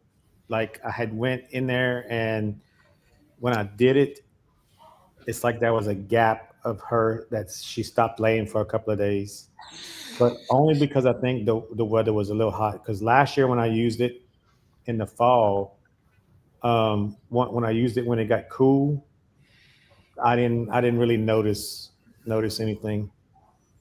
Not that I could tell. Yeah. Well, see, that's what I was looking in my hives. I shut feeding down a couple weeks ago to make sure they didn't, fill up the brood nest and give her time to start laying. And it was a couple weeks ago, I opened them up and I looked at them, and yeah, I could see some eggs, but there wasn't any cat brood in the hives.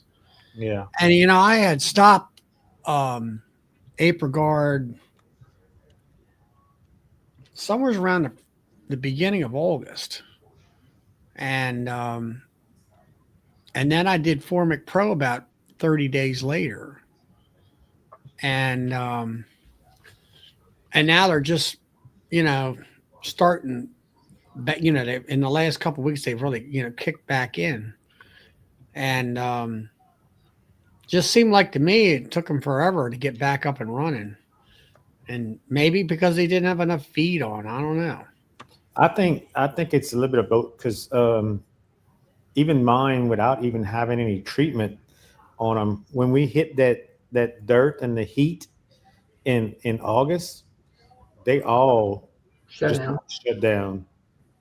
And, Yep. and the ones that had brood patterns in, they looked like they were ugly brood patterns. But I actually think the bees were just cannibalizing what she was laying, because now that I've seen some brood in some of them hives that were queenless. Mhm. I think I put that one queen in that one, and I could tell there was some eggs in there, but they looked like they were all dried up and, just dry, Yeah.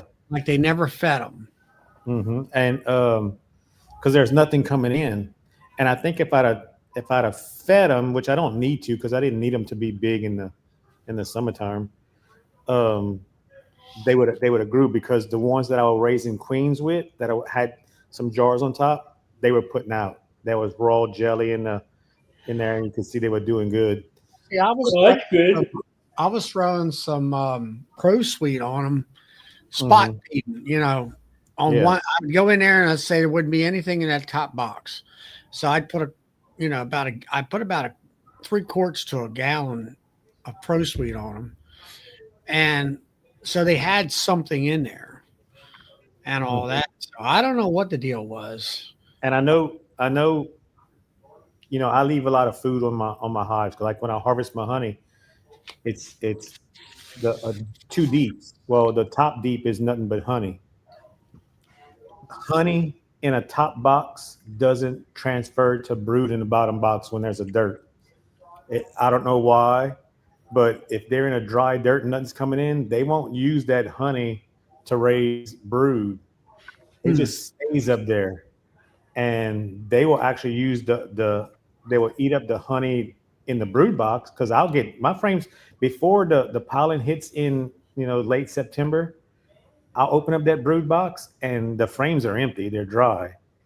A bunch of bees, maybe one or two frames with scattered brood on it, top box full of honey, but nothing going on downstairs. And as soon as that pollen hits, then they start filling up that bottom brood box again. But they won't touch that top honey. They won't go up in there unless they completely run out of honey in the bottom. Then they'll go up there in the top. But yeah, it's weird. You have to feed them to make them brood up when it's 100 degrees and Yeah. And coming I in. would say that that was one thing I'm thinking what you're saying there. If you put regular, don't cut any of your Pro Suite, which is like a 3-to-1. Hmm. I'm wondering whether that, when you put the thin syrup, definitely, it stimulates them to brood up maybe. Yes, Versus if you put a, that's what I did for the ones that even all those ones over the double screen boards. I made them some 1-to-1, and those queens, as soon as they were released, they started. The pollen hadn't even started yet, and they had started brooding up, and they was laying, and they was putting raw jelly in there, but they were using up that 1-to-1 sugar syrup I put on top. So they have, to me, if they're gonna brood down here in this heat, they have to have something coming in. I think, and Yeah, that makes sense. I don't know how it is in the cooler climates, like in the 80s and 90s, if they'll use that honey and whatnot to make brood, but they just get your hive looks like it's in August over here. Your hive looks like it's dying, and you'll find. I actually thought some of them were queenless, not seeing no brood, and I would Mhm. find a queen running around on a frame, just going, not really looking for something to lay in, just running around scatterbrain all over the place, because I'd opened up the hive and mean Yeah. as heck. The hive will be mean as heck. What bees are left. But now that the pollen's coming back in, she's back to laying. They have calmed down and uh, doing their thing. Well, maybe I need to. I mean, always knew that thinner syrup, to stimulate. Hmm. So maybe I need to cut the damn Pro Suite if I'm just using that. Yeah, if you want to stimulate them, I'd say cut it. I wouldn't cut it too much. Well, I'm not going to do that now. I'm done. But That's just different the way the people, keep bees. I very rarely ever go over 1-to-1, maybe 1.5 to 1 is as strong as I ever mix any. really, Yep, never have. And I can't tell any difference really. Well, I don't know the difference because I never went any stouter, but I don't have any problem. But I find the same way, Brad. Only on the Apigard, Charlie. hmm The last 3 years, I've used it the last 3 years for a late summer treatment, like we're talking about, or that's what I call it. And right. I catch a spell and I put two 50-gram doses, put the first one on and 2 weeks, put the second one on. It'll knock me for the first one will for about a week. I don't notice the second batch. Uh, the queen will start. Now you actually have weather for being able to put 50 grams on. Well, if I ain't got the weather, I'm cheating because I do it, but it's usually, I try to keep it around 80, you know, That's 80 not bad. highs and 50, 60 lows, gets a cool spell. Yeah, that's not bad for 50 grams. So, Yeah, I mean, I don't know. I mean, what I learned this year, being as my first year, is that if it's between 80, 85, and put 35 up to 35 grams on. And if it's 90 or above, I won't put it on. well, I understand that what you're saying, but do you think part of your problem was you said you had some hot weather, you extended that over a good long period of time was your treatments? Uh, Yeah. I think the Because longer I'd have a good you week and then a bad week, down, then a good week and then a bad week, and then a good week, I think that come near shutting your queen down and doing the, stronger treatments. But that's just my thinking now. Yeah. I'm not here to try to argue with you or tell you that otherwise. No, I mean, I'm always Yeah, open for suggestions and stuff. And I always like people who've got experience. yeah. So well, I don't know about the experience, but anyway, that's my thinking on it. And then Never thought about that, but you're right. I extended that over about a month period because you had hot spells in between every other thing, and that could have could affected that long period of non-reproduction. and when you were talking about that, that's what went through my mind now. And I'm not saying that to be smart. Yeah, I never thought about it in that respect, and you're right. Yeah. Maybe you're I, dragging I it out think for it too is. long a period. Yeah, if I could get 3 consecutive weeks right, bang, bang, bang, or like you say, if you could get a week that was 75 degrees, where I did get that last week, then I dropped everything on there and I was done. And all. But it'll definitely shut the queens down. I think Formic or Apigard both. I mean, Mhm. it it's hard on their hives. It puts them under stress. Matt and I were talking about it. Matt, he was asking me, and I said, "Now, Matt, he was getting in there and checking every day, see if it was doing." I said, "Them bees are under enough stress, in my opinion. Stay the heck out of them." So, let 'em Yeah, do because you want to stay out of there because if you're like, especially like Formic, you need. They recommend not to open them hives up for 2 weeks to keep the gas in there a certain level or whatever. Yeah. But it goes off pretty quickly as far as the card dissipating. Oh yeah, that on the I've pro. had 50 grams go off in 3 days, so I do know that. Yeah. On Formic, within about 5 days, the flash is over with, and Yeah. after Yeah. that, it just kind of meanders a little bit. And by I don't know, about halfway through the second week, it's dry. Those strips are. I know what you're saying there, Bill, on the Apigard on the 104 max, but I don't want to go anywhere near that kind of a max. No, and I'm just telling DC what the directions say. Yeah. So They might be there, but I can tell you one thing: I wouldn't put it on there if it's over 90 degrees. I wouldn't either. Sometimes you got it on already and you have a hot, real influx of, raising temperature. Why?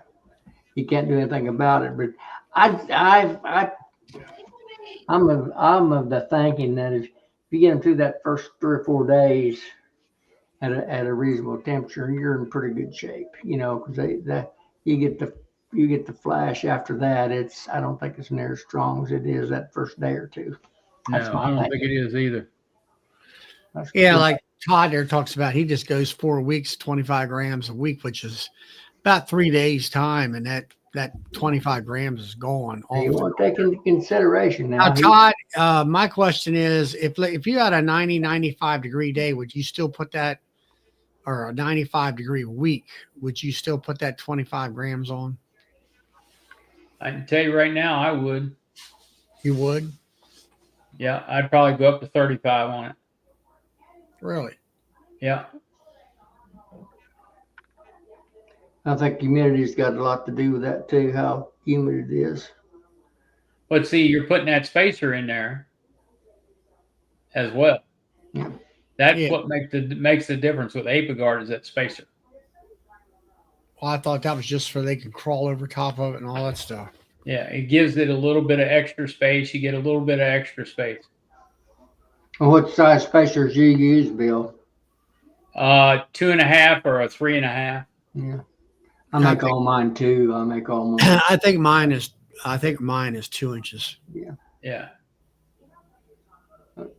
And I'm gonna try. We had hot weather past 2 weeks, so I missed the Apigard, but I'm gonna put it on this week. It's coming weekend, and I'm gonna put an empty super on top. I'm still gonna put the Formic on top of the brood frames, but I'm gonna put an empty super on the top to give them a little bit of space. Yeah, that's what I did with the Formic. I put the 2 strips on and put it right on top of the brood frames. Yep. But Todd's saying 88 degrees, so it's right at what I've been saying, 80 to 85. Yeah. So I at that range, I think 35 is fine. And if I can do it in 3 trips, it's fine with me. Hello, Mark.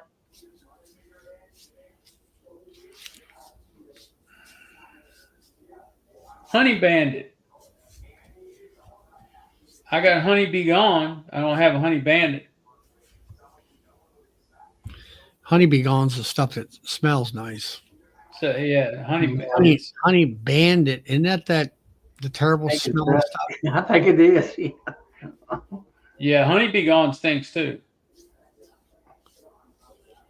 Yeah, I like the smell of it. The honey be gone.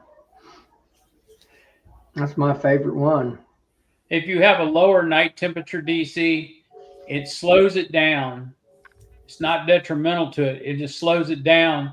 And as it warms up the next day, it will start discharging the gas again. But it's a slow warm up when you get that cold at night. So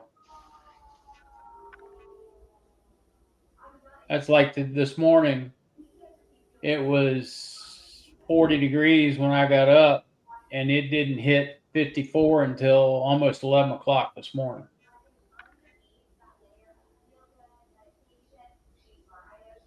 Yeah, but once it hit 54, it came on like gangbusters.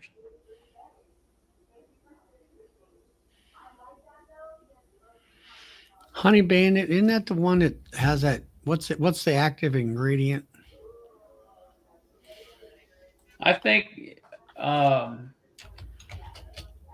Bandit is an almond scent to it or something.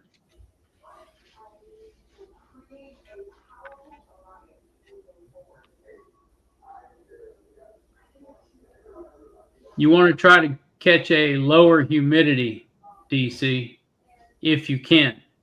Depends on the weather in your area and what treatment you're using.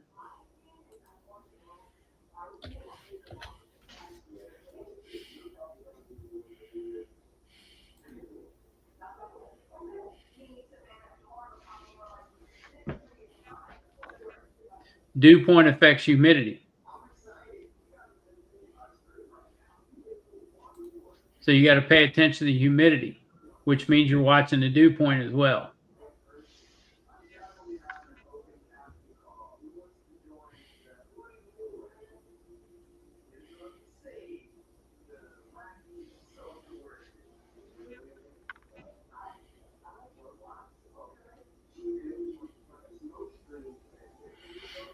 Yeah, Honey Bandit, that's the one that Mr. Ed uses. That's the one it smells nice too. Honey Bandit and Be Quick. Be Quick and then the honey be gone's the two better smelling ones to my smeller. Anyway.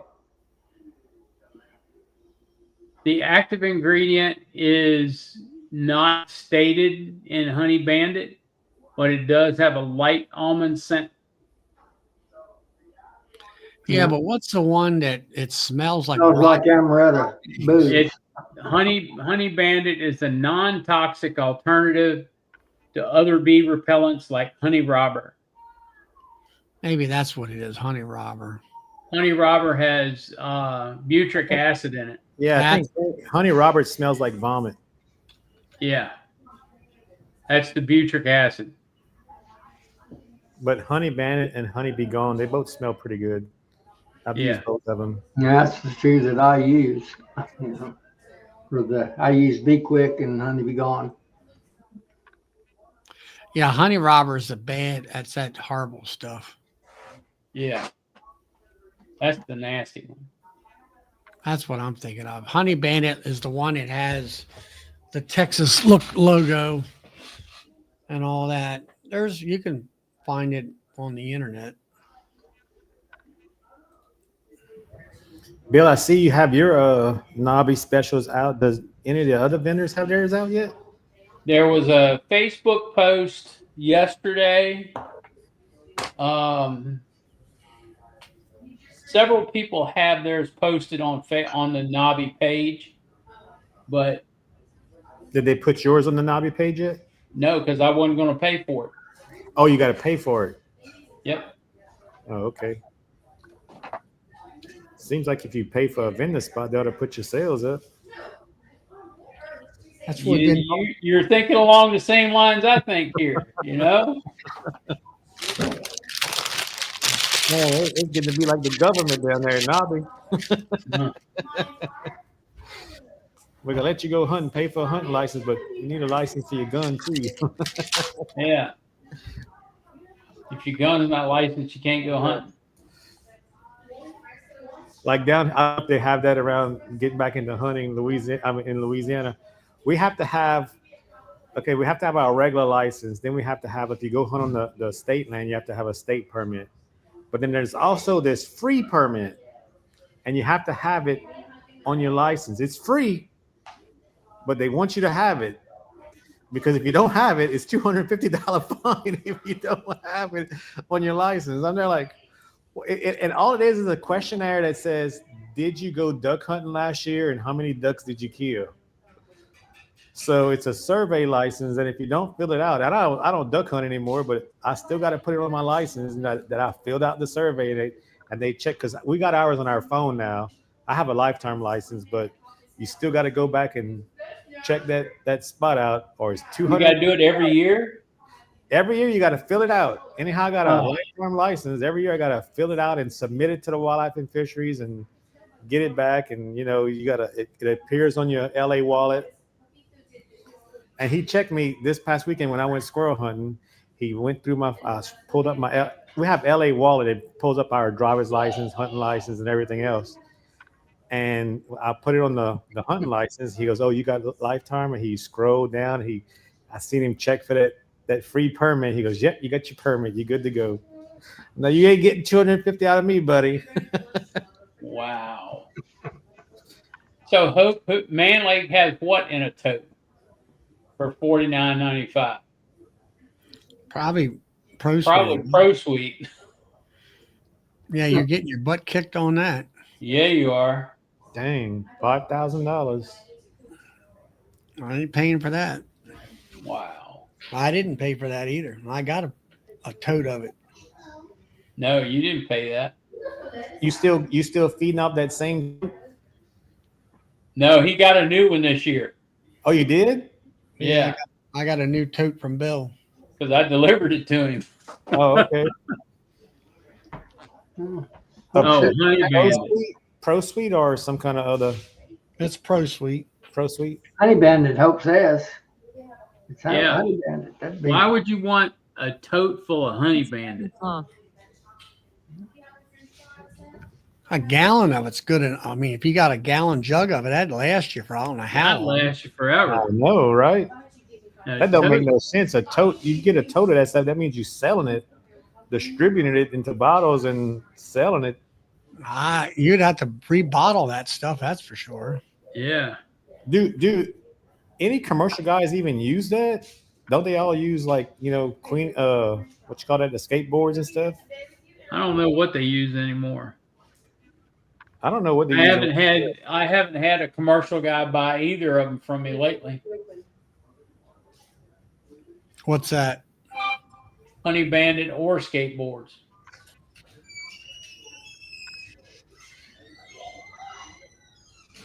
I never asked them around here what they use. I know they A lot of them use the skateboards, you know, but it takes a jillion of them, you know, and you got to leave them on for too long. I like the fume boards best myself, but that's just me. Yeah, I that's don't what I have do. 1,000 highs either. Get 3 or 4 fume boards on there, put them all on the different highs, and then leapfrog them, Yep. and you're in, you're out, and you're gone. yeah. Yep. That's what I do. I think Yeah, the only now reason the commercial guys might not use them around here is because of the hive. As far as the skateboards, the hive beetles. Because Yeah. if you don't have no bees at that time of the year, them hive beetles will get up in that thing. And I don't Slime. have a horse in the race, Philip, but I use the Be Quick and the Honey Be Gone, and I'm gonna tell you, in my opinion, the Honey Be Gone works a little faster than what the Be Yeah. Quick does. It does. It works a lot faster. Yeah, I use them both, but I actually prefer, if I just had the one to make a choice, I'd go with the Honey Be Gone. Yep, I would too. Yeah, you don't even have to have a sunny day to use that.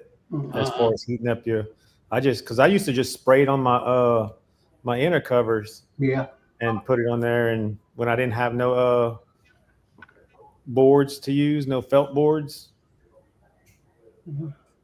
The only thing bad about that, it keeps your bees out for a while until it evaporates. Yeah. You come back. I'll tell you another thing I use it for, believe it or not. I probably shouldn't put this out, and I'm really gonna get us in a rabbit hole, but I use it to stop swarming with, or robbing with, excuse me, not the swarm, but the robbing. Yeah. So the robbing, I'll go down there and where they're trying to get in and spray that hive with Honey Be Gone. It'll slow them down. I never thought about that. Yeah, I've done that. Like when I was in a hive. Matter of fact, this year I did it. I was in a hive and I stayed in there too long, and they started buzzing around. Yeah. And I went back and they were trying to get in the top cover. I sprayed that whole top cover around with that Honey Be Gone, and they left it alone. Huh. That's a good tip. Well, that's what I do. I've used it twice this particular year. Stopped it both times. 3 years ago, my neighbor had a swarm that was trying to. She had a brick facade wall on her patio, and they had a hole in the bottom of the bricks, you know, where they vent the bricks. And a swarm was trying to move in there. I sprayed that Honey Be Gone in there, and they left out of there. They changed their mind. They didn't stay in there because there was no way we were gonna get them out once they moved in there. Had to tear out the brick wall. Yep. Well, everybody, it's a little bit after 10 o'clock here. So if you've enjoyed tonight, hit that like button. 9 o'clock here. Yeah, it's 10 o'clock here. My world. How about yours, Brad? Mine's 9:04. So we got another hour. Well, I tell you what, you hang around and we'll go for another hour. So if you've enjoyed it tonight, hit that like button. If you haven't subscribed, please do so. I'll be back on Charlie's channel Friday night. And don't forget about Nancy tomorrow night at 7:30. And everybody have a great week and help the bees. Good night.